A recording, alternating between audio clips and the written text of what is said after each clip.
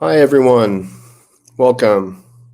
Welcome to this Defense Priorities event on the future of the Ukraine war and the incoming Trump administration.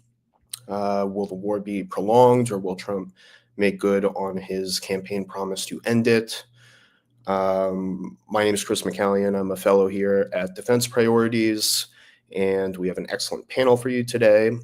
First up, we have Dara Massicot, who is a senior fellow in the Russia and Eurasia Program at the Carnegie Endowment for International Peace. Dara focuses on defense and security issues in Russia and Eurasia.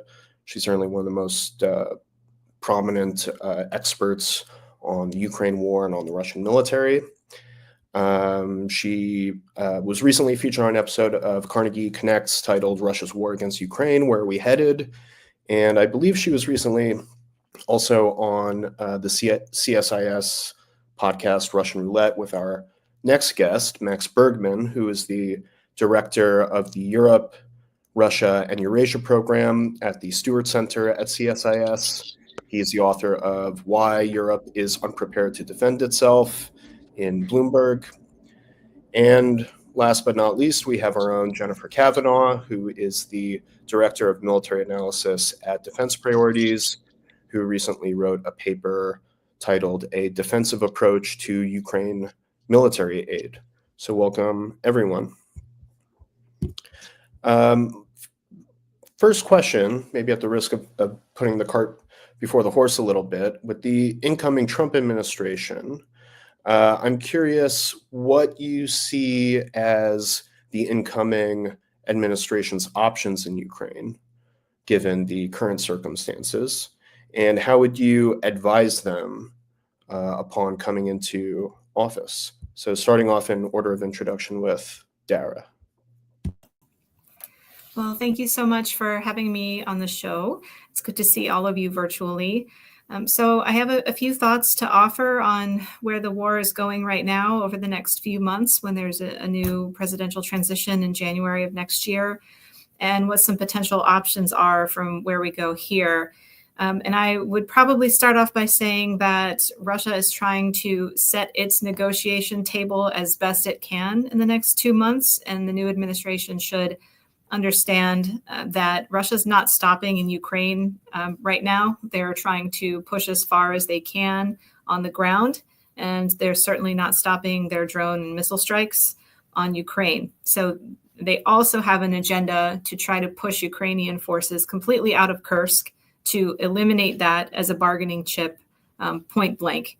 It remains to be seen whether they will be successful in that or not. So I guess in terms of what I would advise the team that's coming in, some have been around in the previous Trump administration, but there will probably be some new faces as well. So I would offer these general principles for what to consider next. I would consider that Russia's not going to stop the day of the election. There's not going to be they're not going to come and offer an armistice on the 21st of January. And they won't stop fighting until President Putin tells them to stop fighting, if he communicates that. The Russia that you will encounter in January 2025 is very different than perhaps those who were in the first Trump administration remember it being in 2020. Russia is now 3 years into this war. They are harder, they are meaner. They've learned a lot. They have taken staggering losses. They are in this national sacrifice mode, and that is a very hardened place that you will be engaging them with. So just note that they are not the same as they were 4 years ago. They will probably look at the change in administration as an opportunity to talk, because this war is hard on Russia in many different respects. Ukraine is facing its own serious crunches on maybe a shorter timeline, but it's harming Russia just the same. Other thoughts that I have is that on this inbound administration's watch, Russia will reconstitute and will rearm its military. That is happening no matter the outcome of the war in Ukraine. We are seeing the contours of that coming in place right now. That process is underway in wartime, and it is going to accelerate over the next decade. So that is something that the administration will have to cope with. And just the policy mechanics of it. Final point is that there are options to accelerate from here. There are options to decelerate from here. I think I heard General Kellogg say ATACMS actually leverage in a few different angles and a few different situations. I agree with that standpoint. And I do think it's an opportunity for a fresh look with some fresh eyes on how we are interacting with the government in Kyiv. I think there's an opportunity there for a reset on what works, and a lot has worked, versus what maybe needs some improvement and what just outright hasn't worked at all. And yes, so I will end there. There's obviously lots more to talk to, but the new team will come in hot. This is still a hot war. Thank you. Thanks. Max, you're up. Well, great. Well, it's great to be with all of you. So I very much agree with where Dara ended up and her remarks. I mean, where I am is I think it is good that we are now in a place where we're starting to talk about negotiations and figuring out a negotiated settlement to this war. And I agree with the premise that for a long time, especially this past year, I think the Biden administration was sort of loath to talk about the prospect of negotiations because that sort of seemed to betray the Ukrainians' sense of achieving a victory. Now, I think the challenge here is what's in it for Russia? And I think that's the question that we have to ask ourselves. I worked for, I think my former boss is maybe the last person to really successfully negotiate with the Russians with the negotiation of the New START treaty in 2010. And the thing about that negotiation and that success of that treaty is that actually happened during the interregnum when Dmitry Medvedev was president.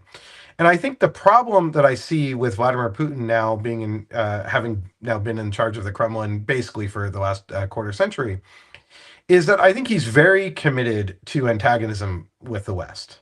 And he sees the United States fundamentally in a Soviet perspective as Russia's main enemy. And the big tell for me, and I think the Russia expert community was a little slow to pick this up, was actually in 2016. When there was a Russian effort to interfere in the U.S. elections, and we can debate how successful or not that was, but regardless, there was a Russian effort to sort of oppose Hillary Clinton, even though they expected Hillary Clinton to win the election. And what that tells you is that they want an antagonistic relationship with the United States. At least that's what my interpretation is of that interference. That even knowing who they thought was going to be president, they were willing to kind of stick their finger in the eye. Means that I think for Putin, he sees the elevation of U.S.-Russia kind of antagonism as genuinely important. And I'm a little nervous that what the Trump administration, the second Trump administration, is about to do is what we've seen every American administration do since the Cold War, which is to try to effectively reset relations. I think Biden attempted to do that in 2021 with the Geneva summit. But the reason why we sought to reset relations in 2021 was because we just wanted to focus on something else. We wanted to focus on the Indo-Pacific. And that was very much, I think, picked up by Moscow, and I think contributed to the sense that if the war went well, which they expected it to do, that Washington wouldn't do very much because we were going to be focused elsewhere. So I'm a little nervous when I see this sort of effort to really focus on in the Indo-Pacific with a sense that we can sort of take our eye off the ball potentially. Now, maybe to pivot to the actual negotiations, what I am concerned about is I don't see why Russia would actually negotiate in good faith, essentially in 2025. Because they think they're going to win the war. Right now, the war is headed in their direction. I don't think it's going as badly as it's often made out for the Ukrainians. I think the Ukrainians are holding quite strong. But if there is no more U.S. assistance, if the last aid package from the United States was really the one that was passed in April, then what we're going to see over the course of 2025 is a withering of the Ukrainian military, most likely, and Russia seeing a real light at the end of the tunnel. And I think one of the things that I would highlight is, we as Americans know what it's like, what the sunk cost fallacy means during war. We've seen it in Vietnam, we've seen it in Iraq, and in the wars that we've been in. And just because the Russians have lost 500,000 men and their economy's in big trouble, on the one end, we may think, okay, they want to end it. They need to end this because it's too costly. On the other hand, look at the costs that they've and to then therefore not achieve your objectives when you have even that slim line at the end of the tunnel. We know how hard it is to sort of stop a war and to end a war, especially if you think you have the upper hand. So what I would say is, I think beginning to poke around and try to engage in negotiations makes sense. But if the Russians feel that they can win the war, they're going to try to win the war. And so that means that I think an only way to really have successful negotiations is to disabuse Russia of that notion, peace through strength, so to speak. And I think that will lead, if the Trump administration gets to that conclusion, then frankly, it gets you to beginning to do what the Biden administration's been doing, providing a lot of military aid to Ukraine. And I think with the one major difference is now really trying to push forward talks, which wasn't happening during the Biden administration. And maybe I'll leave it there. Thanks, Max. Jennifer. Great. Well, I am really honored to be on this panel with Dara and Max, two of the top Russia experts in DC. So, I agree 100% with how they characterized sort of where we are right now in terms of the status of the war and the options on the table for the incoming administration. So maybe I'll focus a little bit on my perspective of questions that I think the Trump administration should be asking as they come in and think as they try to make decisions about how to proceed. And so the first key question that they should be asking are what are U.S. interests remaining in the war and how it wraps up? From my perspective, U.S. interests in the conflict have pretty much been met. If we identify the goal is to be, keeping Russia from winning, which they have done so far, although I recognize that things are shifting on the ground, and, wearing Russian military power down, although, as Dara said, they are rebuilding. And those were kind of, to me, the key aims, and doing that without escalating to nuclear war or attacks on NATO allies in Europe. In terms of further interests, I do think there are a couple. Some have argued the U.S. has no interest and they should just kind of cut ties. And I don't necessarily agree with that. I do think there's an interest in ending, at least at some point in the medium term, at least, the drain on U.S. military resources. The U.S. defense industrial base capacity is limited. The U.S. has global commitments. It does have to balance those. And right now, I think the balance is out of sync with the priorities in terms of how the resources are being allocated. So I do think that there is an incentive to right-size that burden and to find some endpoint. It may not be February of 2025, but I think there is an interest in identifying that. I also think the U.S. has an interest in a lasting peace. The Trump administration may be willing to push Ukraine to take territorial concessions that the Biden administration wasn't comfortable with. But Trump doesn't want a repeat of this to start during his term, say in 2027. The Republicans are hoping that, the next president is also a Republican. We don't want a repeat of this in 2030. So there is an interest in having a lasting peace, which means you do have to think about how you keep, if you're able to get a settlement, how you keep Russia from invading again. And I think that is really the hardest question, is how you get a settlement that sticks, and what the U.S. is willing to provide to give up to maintain that. Is it nothing? Is it that they're going to expect Europe to take this burden and hope that it works? Are they willing to provide military aid? I don't think Ukraine's NATO membership is really on the table, at least during this Trump administration. So I think that's sort of the questions that the incoming administration needs to answer. What are the interests that they see? How much are they willing to give up? And as Max said, I think, getting both Putin and Zelensky to the table to agree to stop fighting is important.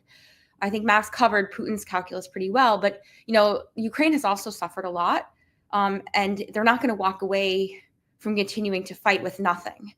I think ultimately the only 100% sure guarantee of Ukraine's future is its own investment in its security. You can never be 100% sure that anyone who's guaranteed to help you will help you. So only your own investment in defense is the only sure guarantee. But Zelensky's going to have something to say to his people. Yes, we temporarily gave up control of this territory, but we got X, whether that's some European peacekeeping force or something else. I think that has to be decided. So in terms of advising the Trump administration, in addition to these questions, I would push just a couple of other points. The first is I would encourage the administration not to try to work unilaterally. Like, Trump is transactional and also unilateral, and I would suggest that that's unlikely to be beneficial, and it's going to end up with either a settlement that doesn't last or one that has burdens placed on the United States that may not be in its interests. So I would say bring in as many powers as possible. If China's willing to participate, great. If we can, Europe should definitely be at the table. Many European countries should be there. So anybody who's willing to participate to try to broker this peace, I think, should be at the table. I think the more multilateral it is, the more chances you have to succeed, and the less burden that will fall on the U.S., and the more embedded it will be in institutions. I would push Europe to take the lead. That may not be Trump's instinct, but I think having Europe in the front will be important. It is on their doorstep. Ultimately, they have to buy into whatever the settlement is. And in terms of aid, I would suggest that cutting all aid or having no future aid packages is probably not the right way to go, but I would emphasize defensive aid. So I maybe disagree with Dara a little bit on the ATACMs. I would focus only on defensive aid. I wouldn't even necessarily worry about holding territory in Kursk. I would take all the resources that Ukraine has and focus on holding the territory inside Ukraine that they have now, and try to show Putin that he's not going to get any more territory in Ukraine. And that in itself will be hard given the manpower challenges that Ukraine has. But that's how I would focus U.S. military aid, is really trying to bolster that. Because I think that then maybe shifts Putin's calculus a little bit and gets him to see that continuing to fight maybe isn't worth it, especially if he's given, ultimately he's going to get a pretty good deal. Any settlement is going to be pretty favorable to Russia, because that's just how the balance of power is right now. So I think those two factors work in the U.S. favor if they're able to halt Russian progress inside Ukraine. Thanks, Jennifer. I'd like to dig into the ATACMs issue a little bit more. A lot of people have posited that the Biden administration's decision to authorize use of these longer range ATACMs into Russian territory, that was a response to Trump's election. And I'm wondering to what extent you think that's true, why that's true, or what the Biden administration's calculations were there. What are they trying to achieve? How much do you think this is going to change the battlefield calculus? And what do you think the escalatory risks are for the United States in relation to Russia? Obviously, there was this Oreshnik missile launch. For those who don't know, it's a intermediate range MIRV that was carrying conventional warheads but could carry nuclear warheads, and so it was a signal to the U.S. So I've packed a bunch of different questions in there, but I'm curious for your thoughts about what the effect of this was and what the Biden administration was thinking when they authorized this. We can maybe start in reverse order with Jennifer first. Okay, so I won't try to take all the questions. I'll leave some of the fun for my co-panelists. But, I think it's a little bit hard to understand the Biden administration's calculus. In my view, since the election, they have moved in on a number of dimensions to try to provide Ukraine as much aid as possible. With the increasing the aid packages to try to get as much out the door before Trump comes in as they can. The ATACMs decision, the anti-personnel landmines decision. So they've made a number of decisions that I think have tried to increase give Ukraine whatever they can before Trump comes in. I think a cynical view would be that they're trying to sort of box Trump in and give him limit his options when he comes into office. A more positive view could be they're just trying to help Ukraine as much as they can before recognizing that Russia's also going to push at this time, as Dara said, to take advantage of the transition period. So I think in terms of practical effects, I'm not going to say it has no operational value. I mean, there are some targets that Ukraine can hit now with these ATACMs. They've already hit some air defense targets. They could potentially go after ammunition stockpiles and things like that.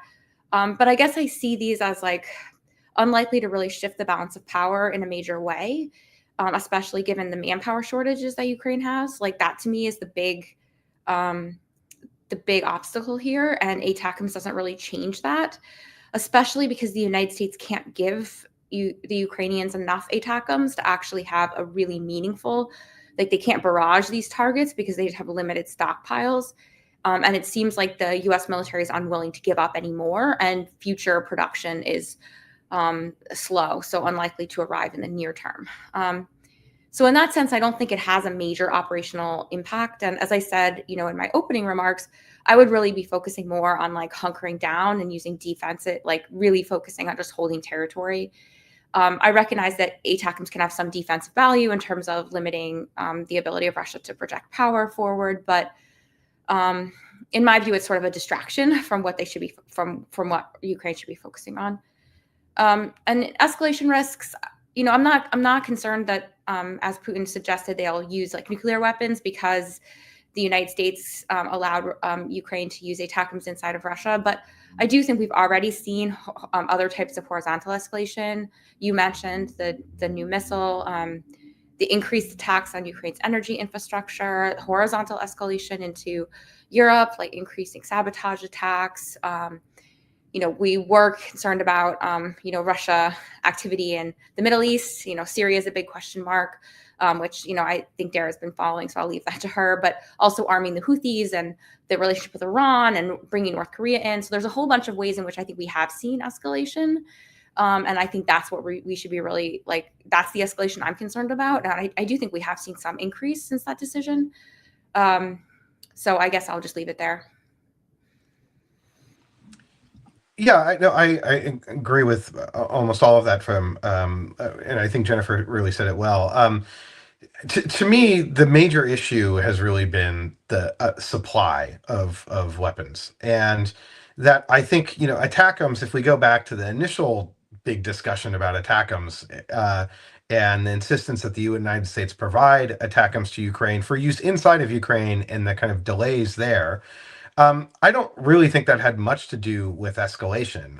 If the U.S. was providing HIMARS, then providing something that goes a little bit further, I don't think the administration really saw that as escalatory. I think what they didn't want to say publicly is we just don't have enough to adequately supply the Ukrainians. And so then when the conversation kicks off about allowing Ukraine to use ATACMs, but also other weapon systems with U.S. content, such as Scout missiles, UK and French systems, deeper into Russian territory. I think there's two questions there. I think one, do we have enough missiles to actually provide Ukraine so they can actually do a whole concept of operations and effectively target Russian sites, at the same time maintaining the level of their operations where they're hitting Russian targets inside of Ukraine. So I think that was a consideration, but just the lack of supply. And then the second question is the escalation question, because it is escalatory, and enabling U.S. weapons to strike into Russian targets inside of Russia is escalatory. Now, I was sort of the view, and I think that escalation risk is manageable, but it's not something to just be sort of dismissed and discounted, particularly if you don't have enough weapons. So if it's a performative escalation, then it's not worth it. And because, as Jennifer mentioned, you do have two risks. You have the horizontal escalation, where the intelligence community is thinking through all the ways Russia could hit us back. And then there is the kind of nuclear risk, which I don't think comes from a Ukrainian strike into Russia then leads to Russia, Vladimir Putin pressing the nuclear button and ending Washington, D.C. But I do think there is that kind of, you're ratcheting up the tension, and that at some point there can be miscalculation. And I don't think this would necessarily trigger it, but it could.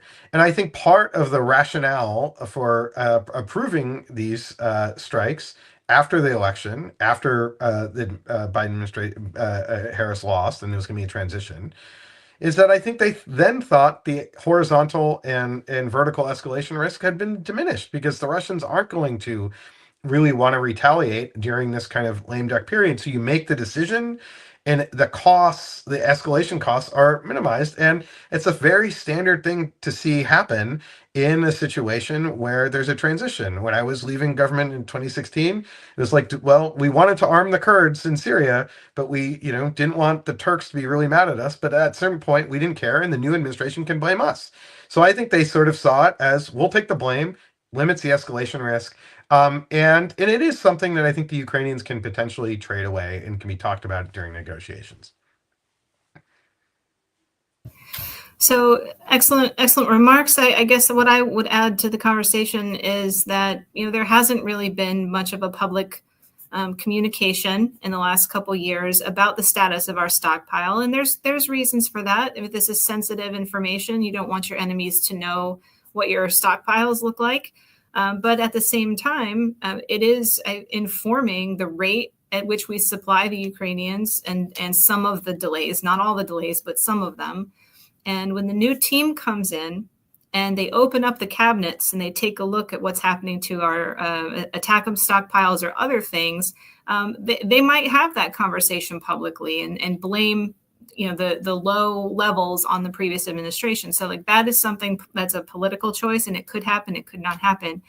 But if I recall, there were some leaked intelligence reports that came out about assessments that the ATACMS wouldn't be a game changer and that Russia would escalate, and both of those things came true. They're not changing fundamental aspects about the war, and Russia escalated with the use of the Oresnik IRBM. That is an experimental system. My understanding is that there's not that many of them, but Putin was very impressed with how it looked and how it performed. And so now he's making the investment to make it an operational system. That is an escalation if we just look at it. And it is simultaneously important to keep one thing in mind, is that this pendulum on escalation keeps seesawing between Russia will never escalate and it's all a mirage versus now we're in World War III. And these are two extremes, and neither one of them are true. It's somewhere in the middle. Like, yes, Russia is turning up the pressure. We are turning up the pressure.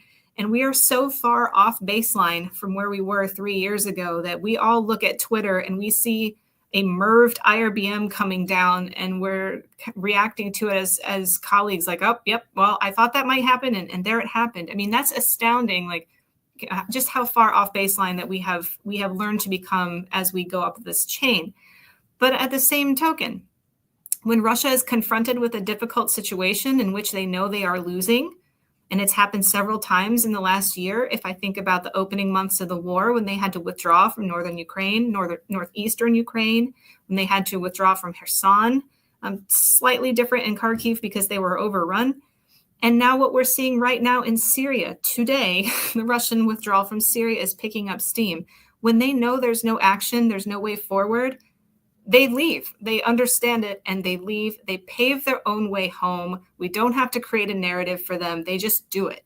So the challenge will be for the next administration, how do we pave that way home for them in Ukraine to get out? Because I do think they realize when it's not going well for them. So I think we just have to create those conditions, in my view. Jennifer, you earlier brought up this idea that you would like to see the Trump administration not act so unilaterally and to bring in other countries. And I'm wondering what the kind of realistic prospects for more burden sharing are in Europe, especially if we think about the prospect that there will be less of an appetite for U.S. taxpayers sending aid to Ukraine. And there's already talk within Europe about the need to kind of Trump-proof the alliance. Is this another Zeitenwende moment where there's lots of big dramatic announcements made and then not much happens? Or is it realistic to think that we're actually at a turning point where the Europeans will step up their own native support for Ukraine, and the U.S. can kind of shift the burden more. And that's not just directed towards Jennifer, obviously. That's directed towards whoever wants to pick up on it. Well, I think part of it depends on how the U.S. proceeds. I mean, in the past, the U.S. makes a lot of noise about burden sharing, and then one of two things happen. The first is that they rush in and save Europe, and so then alleviate any sort of demand for Europe to actually step up and do something. And that sort of is what we saw here in the case when the Ukraine war started. We sent more forces. We took the United States took on the burden of aiding Ukraine to a great extent, or Europe steps up, and then the United States gets upset because that makes Europe more independent. And so then they interfere with Europe stepping up, and that sort of ends up fizzling out.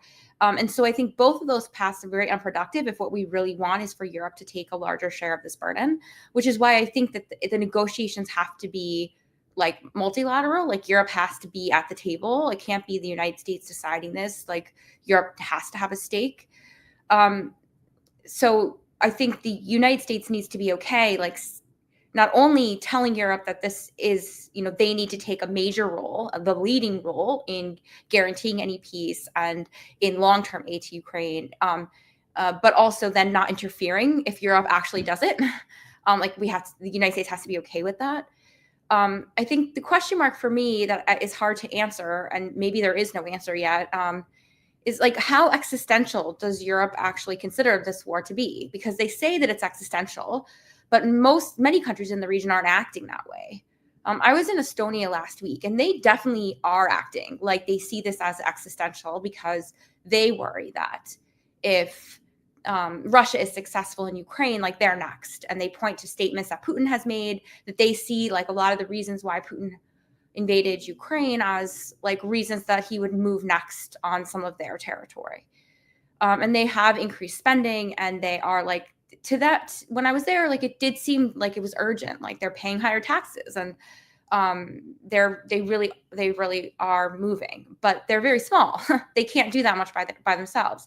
And I'm not sure the same urgency exists elsewhere. So I guess the question for me is like, is it existential to Europe? And if yes, then I think if the U.S. steps back, history shows that in cases where the United States has let allies deal with their own worsening security environment, they actually have stepped up. It's very rare that the U.S. does this, but in the few cases they have, the allies have stepped up. So I think it's on sort of both parties. If the United States wants greater burden sharing, it has to leave the space. And then the question is like, how existential is this to Europe?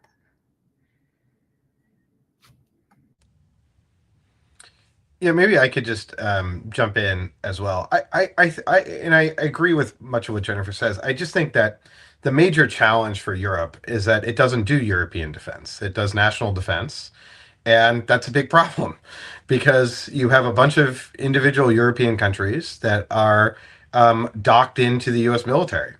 And that's how we've wanted it. We've wanted NATO to be a construct that revolves around us.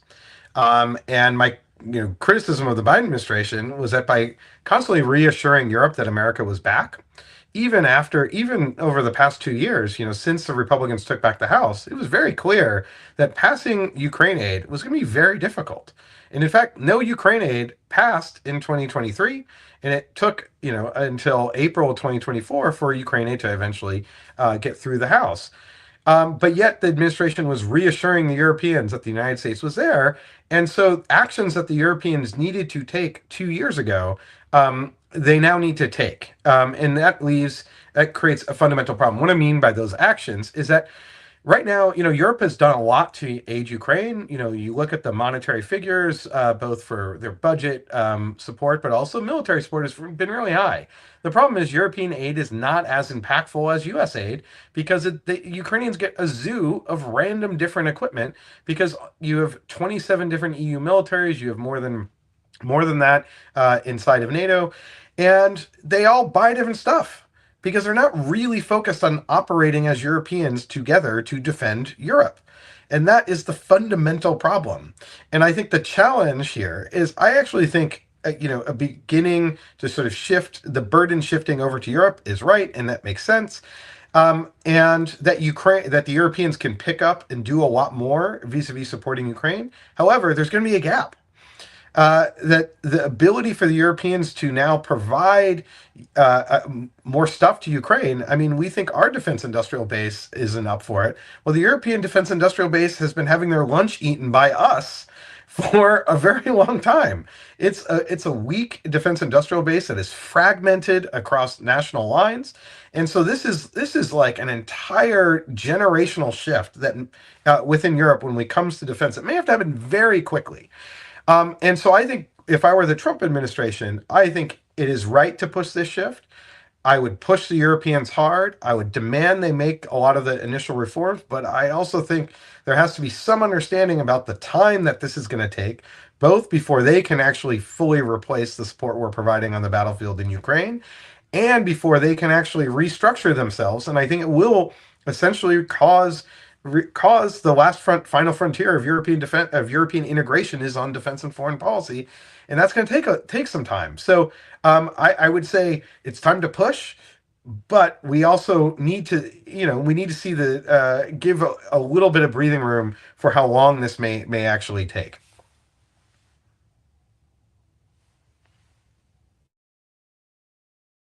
Dara, do you have any thoughts on that? Yeah, I just I think about the operational impact if U.S. aid is scaled back, and we don't exactly know what course that's going to take. We don't know if that's going to be scaled back. It seems like that's what the conversation is right now. There's certain systems that just aren't made in Europe anymore, and we have to think about what happens if we were not able to, or we're not willing to supply any more ATACMS or any more Patriot or any of the other custom or bespoke capabilities that we are right now. The Europeans cannot make up all of those capabilities. One exception is artillery shell production, but again, if we step away from doing that, they can't make it up. It's just not possible. And that will change the trajectory of the war for Ukraine, and that will change it very quickly. And I also think about the timelines of things, and the supplemental that is supplying Ukraine right now is probably going to run out very early in terms of PDA, how long it can go. That weapons delivery is probably going to run out in the early part of the Trump administration, and I don't see any legislative activity in that regard that seems like they're going to pass another one immediately after inauguration. So the war, if it's on the path that it's on right now, it has to be fed. And we saw what happened with a 7 or 8 month delay last time. It was very bad for the trajectory of the war. So, I guess I'm pessimistic on what happens to the ability for this war to continue on without U.S. lethal aid. Could I ask Max a question? So Max, I'm curious, you said that Europe does national defense and not regional defense. And I'm curious, if you see a pathway to making that shift. Is there a world in which there is a European defense that is Europe focused and managed by Europe?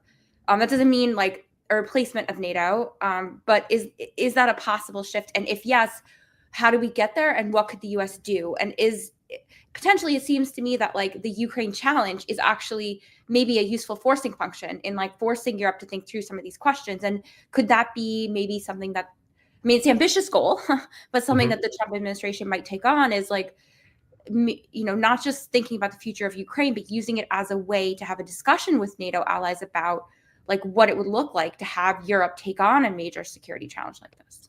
Yeah, no, absolutely. So to me, that the way this works is it's not just the creation of a European army or an EU army, but that the way European integration has worked in sector after sector is it's a very functional effort. We have a problem. How do we solve this problem? So I think the way the Europeans should start is the Americans pull out. Europe has a problem. They don't have enough air tankers. They don't have enough enablers. They maybe don't have enough artillery stockpiles. Well, a lot of money has got to be put behind that, and then you leverage some of their assets and resources of the European Union would be the way I would do it, and you sort of collectivize that, where the EU maybe just has warehouses of ammo, or it buys it buys planes that then the way the European External Action Service, which is their diplomatic corps works, is half of the people are hired by the EU. The other half are diplomats that are just seconded, for a tour here in Washington or elsewhere. And you can do the same thing to sort of have pilots that are seconded from around Europe to then begin flying, air tanker missions. You start, I think, in a very functional way. And then on the defense industrial side, the EU could start sort of trying to harmonize regulations, incentivizing countries to buy together. A lot of the things that are actually right now on the table, but it's sort of a crawl, walk, run. And then how does this fit with NATO? I think what happens is that the EU and NATO begin to really work well together. That once the EU has something to offer NATO, right now they're a bureaucratic, intense fighting the way the State Department and Defense Department oftentimes collide, in DC. And NATO, EU, they don't work together. And NATO looks at the EU and says, you don't do defense. And that's been our position, is that the EU should not do defense. And so what that means is the major vehicle for European integration has been out of the defense game. And I do think that part of what this war is triggering is the EU to do a lot more. EU providing lethal assistance to Ukraine, first time ever. The EU beginning to EU having a defense commissioner, and then looking at what are the resources that the EU has that it could devote to getting countries to buy equipment together, so that you don't have this hodgepodge of random stuff, so that European countries can actually fight together, because they're all operating different stuff with huge maintenance and logistics tails. So I think we're beginning that process. That process should have happened 25 years ago. Should have happened after the Cold War, when the EU was created and there was real momentum, but we opposed it. The United States did, Republicans and Democratic administrations. So it's sort of not fair to the Europeans in some ways to say, why don't you have your act together, when since the Cold War, we're saying, don't get your act together. And I just say that because when we think about national defense in individual countries, they're going to focus on their individual things. Spain is not going to invest a ton in its military because it doesn't face the same threats. So if you're going to make defense at a national level, it's going to be done, with the same threat construction. And then they're also going to miss the key big ticket items. The enabling capabilities that we provide are hard for any individual European country to provide. So I think it's that beginning to have a more integrative collective approach, and that's what the EU can begin to provide.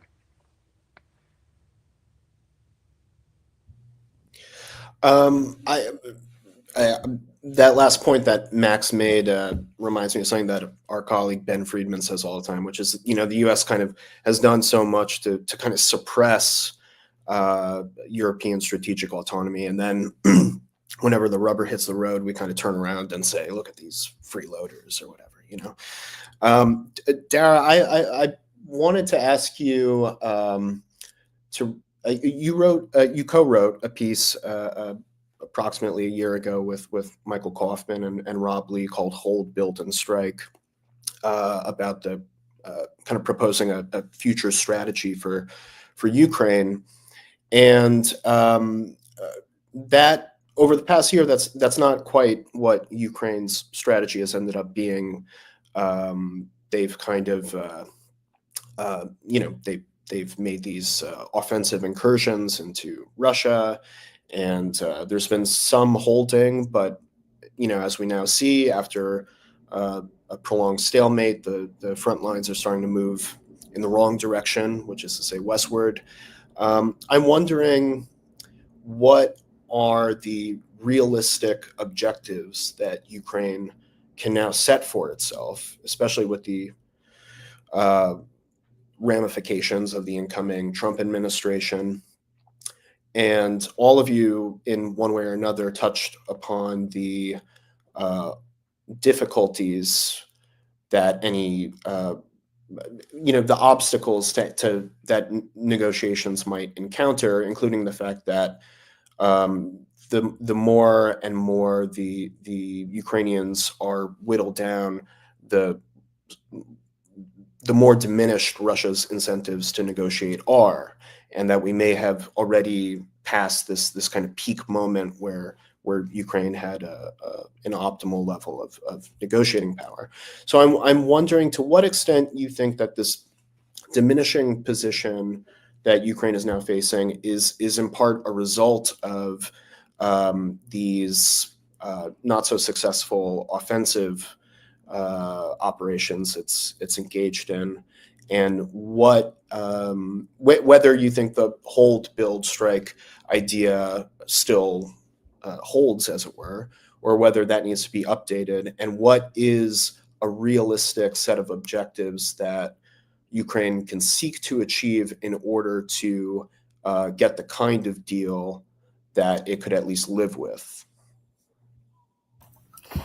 Thanks. Yes, we wrote that piece last January, and it was a suggestion for how to stabilize the front, buy the time to rebuild reserve forces and get them trained so that eventually Ukraine could be in a position to conduct some sort of limited offensive activity later on, like 2025 or early 2026, because there are some systemic challenges within these brigades, some of it based on slow delay from the West, but some of it based on, some not only manning shortfalls, but just kind of challenges at various echelons inside units for staff work. So correct, that's not what happened this year. It's hard for me to judge the Kursk operation just yet because it's still in process right now. There are some that say that, well, this drew valuable forces off the front line and now everything is crumbling near Pokrovsk, and that's a huge trade-off. There's another argument that can be made that, well, the forces in Ukrainian forces in Kursk are now the recipients of most of Russia's glide bombs right now. That's what we were told by Ukrainian units that we met with. And that 50,000 Russian forces have been drawn up there, and they're not in the Donbass. So, there's arguments that can be made, but ultimately what matters is Ukraine has to have stable front lines for anything, for any outcome of this war, whether that's a negotiated settlement or whether it continues at a lower intensity or continues at the same. And right now, the front lines are not stable. That's openly discussed by Ukrainian senior civilian and military leaders. That has to be the number one priority right now, is stabilizing the front. And that can be done. And the Ukrainians are actually, they're not doing so bad right now with how they're looking with drones. They feel like pretty confident that their tactics are just as good as the Russians, and in some cases they have parity with them. They're not experiencing shell hunger at this exact time because the supplemental that eventually will run out. But right now they're saying that their main challenge is a shortage of infantry, and that is a huge issue. Because the mobilization system is simply not bringing in the numbers of men to the front that they need. And, there's larger reasons for that. I think the conversations that we had in Ukraine with different groups was not that there is a lack of understanding about the stakes. Of course, they know the stakes are incredibly serious, and they still believe that they have to be free and independent. But there is I would say, a deterioration between the people of Ukraine and not being wanting to be the last person to sign up for a war that's not going well, or being assigned to a unit that is just going to waste them or put them into an assault and they're going to die or get serious injuries. That is the perception. That may not be the statistical reality, but that is the perception of why people do not want to sign up at this point. That trust relationship, in my opinion, really urgently needs to be addressed with changes in strategy. And in my view, I think an objective should be, as Jennifer, you noted, for this moment in time, it really needs to focus on stabilization. And that means they're just not at this moment postured for offensive activity.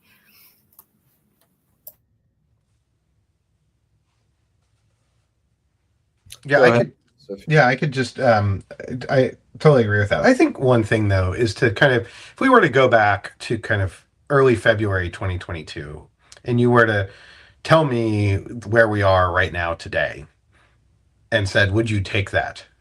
If you're, if I was, as a situation, I would say absolutely.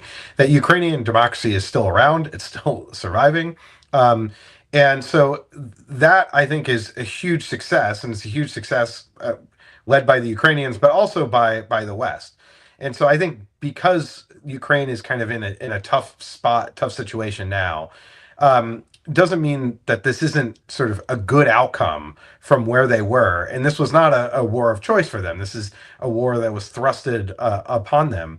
So when I look ahead going forward, I could see a scenario where the Ukrainians say, let's not negotiate. You just, if you can ramp up your aid, and maybe if, the election had gone the other way, I think there needed to be a reset in both US and European approaches to supporting Ukraine, no matter what.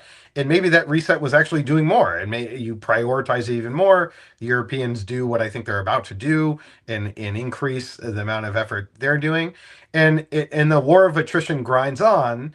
And sometimes war of attrition's one side breaks. And it's not a given to me that still could not, that there is still light at the end of the tunnel, I would say, for the Ukrainians if we were to pursue that path.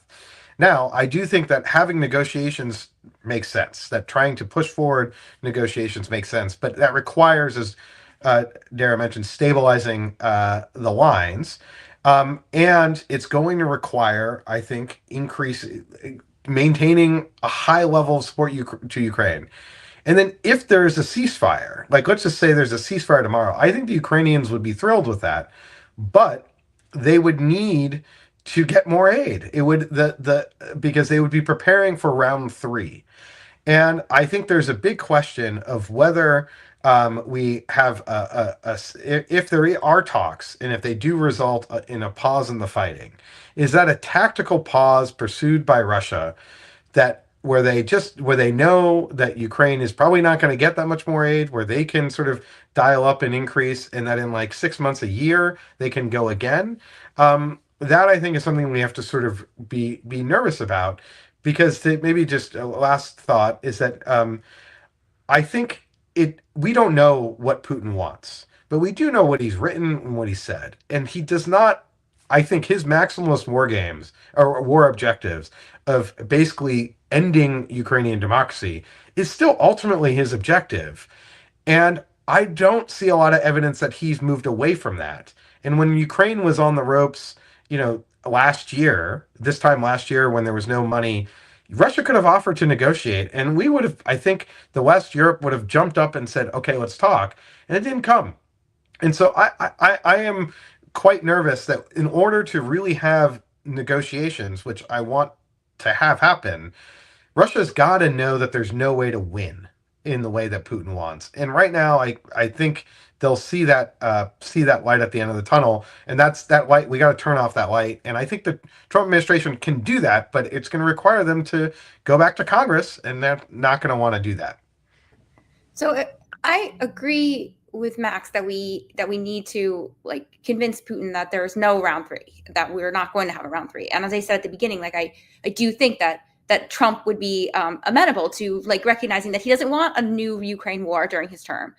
And J.D. Vance, if he's hoping to be president next, doesn't want a new Ukraine war during his term. But so to me, I also see this as a pretty good outcome for Ukraine as things stand now. But that's why I see a real urgency to push really hard for a settlement, because I don't see Ukraine this time as being on Ukraine's side.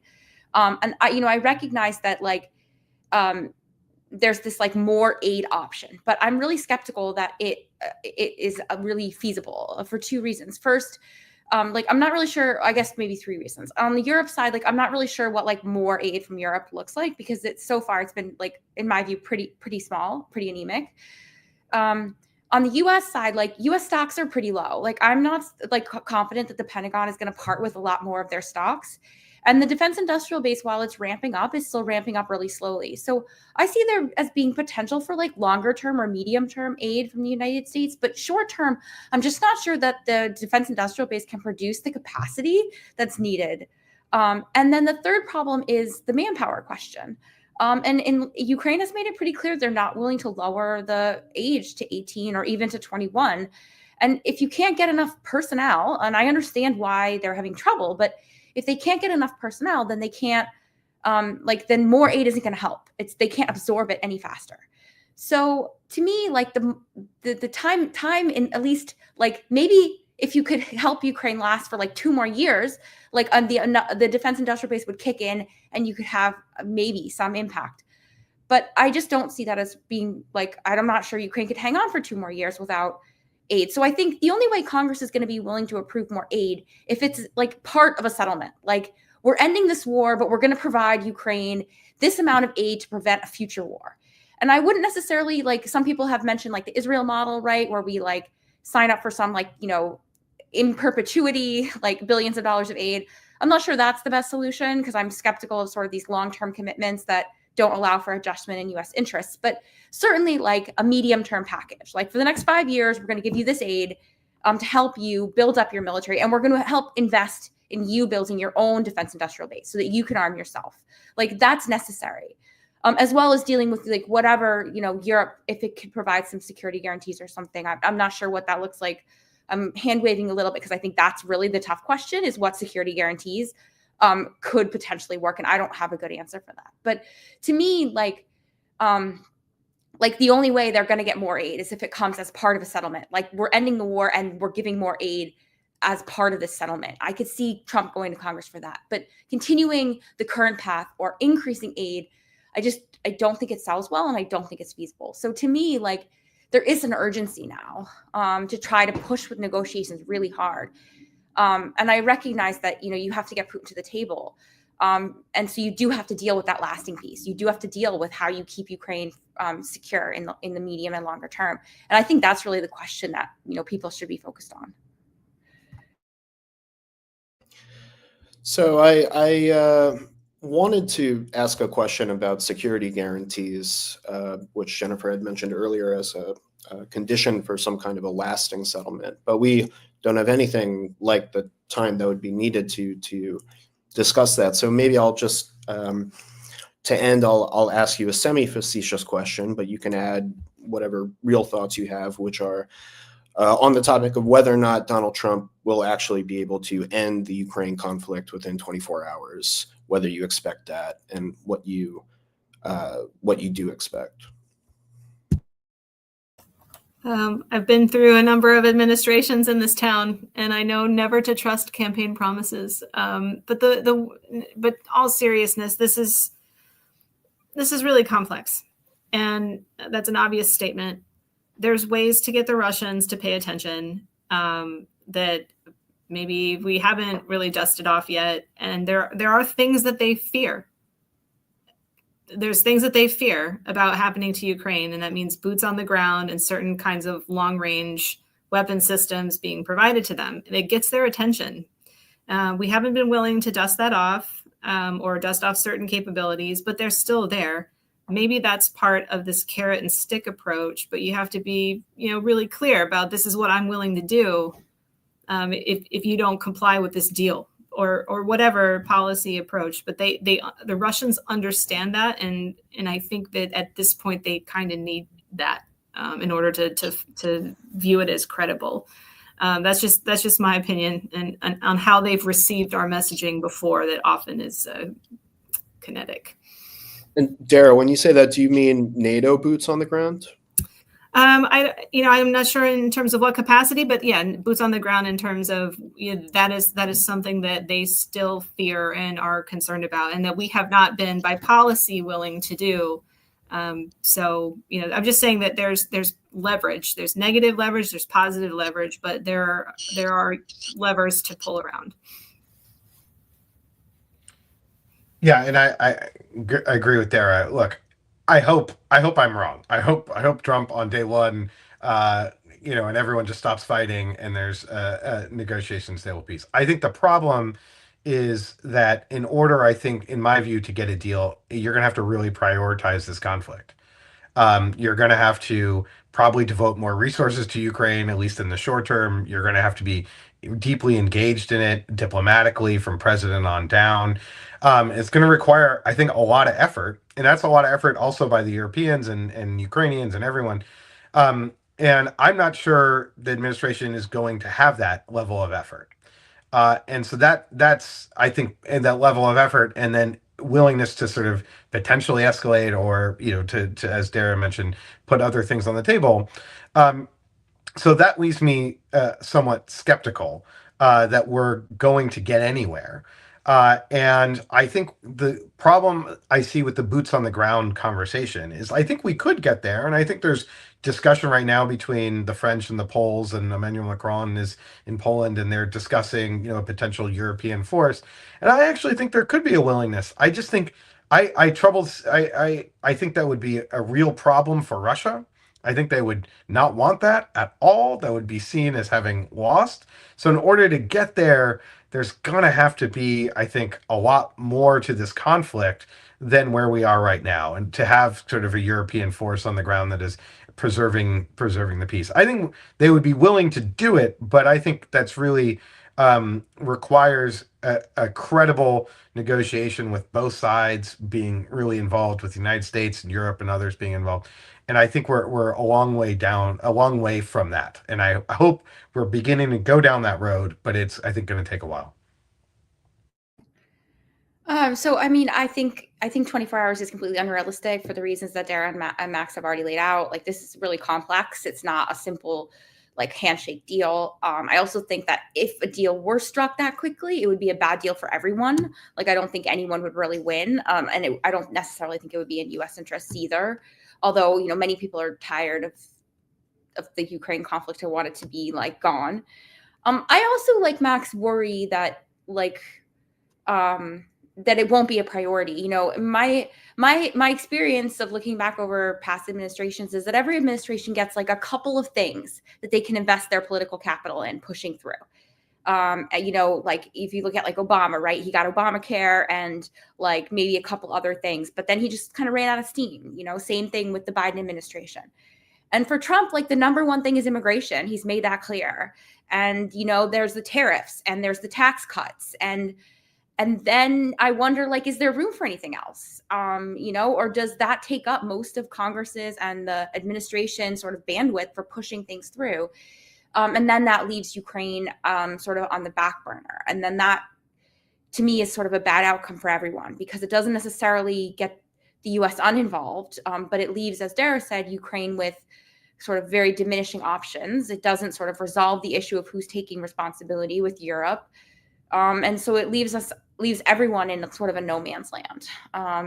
And there I see the potential for unexpected shifts and rash decisions by desperate actors, whether it's Russia or Ukraine, and things falling to Congress where things just get stalemated for months and months and on end. So I think that's sort of a potentially bad path. So I do agree that if Trump is serious about ending this war, it has to be one of those top couple of priorities that he pushes through early in the term when he has the political capital to do it. Because if he waits, then you get into the midterms and all sorts of other things start taking up the bandwidth. All right. Well, this has been great. Thanks to Dara, Max, Jennifer, Defense Priorities, everyone watching at home, and happy holidays, folks.